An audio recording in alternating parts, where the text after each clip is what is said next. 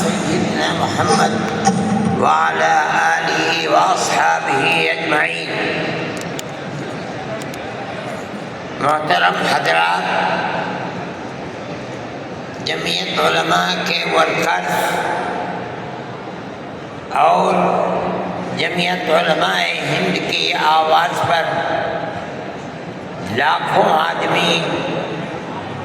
جو اس ہال میں بیٹھے ہیں اور جتنے ہال میں ہیں اس سے زیادہ باہر میدان میں اور سڑکوں پر چل رہے ہیں اور ایک دوسرے برابر کے ہال میں بیٹھے ہوئے اسکرین پر کیا باتیں ہو رہی ہیں اس کو سن رہے ہیں۔ جمعیت علماء کا یہ اجلاس مختلف ان مسائل کے سلسلے میں ہوا ہے جو براہ راست مسلمان اور اسلام پر چوٹ دے رہے ہیں اور ملک کا موجودہ فرقہ پرست ذہنیت برابر جو کچھ کر سکتا ہے وہ ذہنیت کر رہی ہے، لیکن اس وقت سب سے بڑا مسئلہ وقف ترمیمی بل کا ہے۔ میرا یہ جی چاہتا تھا کہ اس سلسلے میں حکومت جن بیساکھیوں پر چل رہی ہے، بہار اور چندرا بابو نائیڈو، میں ان کو دعوت دوں اور وہ جمعیت علماء ہند کی دعوت کو قبول کریں۔ مسلمانوں کے جذبات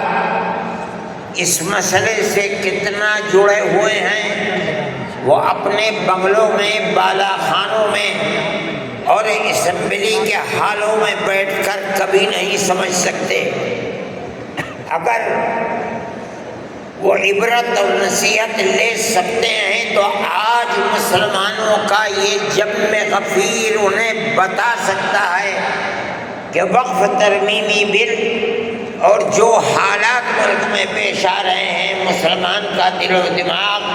کیا سوچ رہا ہے اور کس طرح ان حالات کو اپنی آنکھوں سے دیکھ رہا ہے، مگر یہ بات نہیں ہو سکی۔ پھر بھی میں نائیڈو جی کا شکریہ ادا کرتا ہوں، اور اس لیے کہ بی جے پی حکومت اصل یہ ہے کہ ملک میں ملک کے بسنے والوں نے ہرا دیا اس کو، ان حالات کو ملک نے قبول نہیں کیا، لیکن اپنے دو اتحادیوں کی بیساکھی کے اوپر بی جے پی گورنمنٹ بیٹھی ہے۔ ان میں بڑی مضبوط بیساکھی چندرا بابو کی ہے اور ایک بہار کے اندر ہے۔ میں نے دعوت نامہ بھیجا، لیکن انہوں نے معذرت کر دی، لیکن اپنی پارٹی کے نائب صدر نواب جان صاحب کو بھیجا یہاں۔ میں اسے بھی بہت بہترین نظر سے دیکھتا ہوں۔ میں یہ سمجھتا ہوں کہ مسلمانوں کے جذبات جو ادھر سے لے کر ادھر تک، یہ جم غفیر اپنے دل کی آواز گویا کہ دل کو نکال کر دکھلا رہا ہے،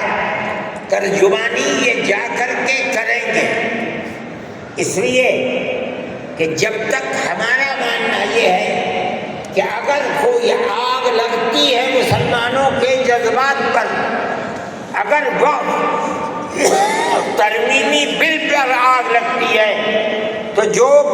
بیساکھی جس پر ملک چل رہا ہے اس کی ذمہ داری اتنی ہی اس پر بھی پڑے گی جتنی ذمہ داری مرکز میں بیٹھی ہوئی طاقت پر پڑے گی۔ یہ بیٹھے ہوئے میں ان کی تشریف آوری پر شکریہ ادا کرتا ہوں، اور میں سمجھتا ہوں کہ مسلمان کے یہ جذبات وہاں تک پہنچیں گے، اور جمعیت علماء نے یہ وہاں کی جمعیت کے ذمہ دار بیٹھے ہوئے ہیں، ہم نے طے کیا ہے کہ ہم اس مہینے کے آخر میں یا دسمبر کے شروع میں، کیا تاریخ ہے، 1 دسمبر یا 15 دسمبر کو ہم وہاں بھی جمعیت علماء کی طرف سے کڑپا میں جو چندرا بابو نائیڈو کا وطن ہے، ہم وہاں انشاءاللہ 5 لاکھ مسلمانوں کو جمع کریں گے اور اپنے دل کے احساس کو ان کے سامنے رکھیں گے۔ ہم جس طرح اس مسئلے کے اندر ملک کی موجودہ مرکزی حکومت کو ذمہ دار سمجھتے ہیں، اگر خدا نہ خواستہ یہ قانون پاس ہوا تو وہ بیساکھی جن کے اوپر یہ بیٹھ کر حکومت کر رہے ہیں وہ بھی اس ذمہ داری سے سبکدوش نہیں ہو سکتے۔ میں اپنے ان جذبات کے ساتھ نواب جان صاحب کا خیر مقدم کرتا ہوں۔ یہ نائیڈو جی کے نائب ہی سمجھیے، ان کی پارٹی کے نائب ہیں، اور مولانا خالد صاحب مسلم پرسنل لا بورڈ کے صدر ہیں،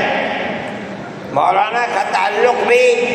تشریف رکھیں۔ ان تمام مسائل سے ہے جو مذہبی مسائل ہیں اور مسلمانوں کے خلاف اٹھائے جاتے ہیں۔ حضرت مولانا کی تقریر بھی آپ اس موضوع پر سنیں گے، اور سب سے بہترین مسلمانوں کی طرف سے اس بل کے خلاف جو چیئرمین کے سامنے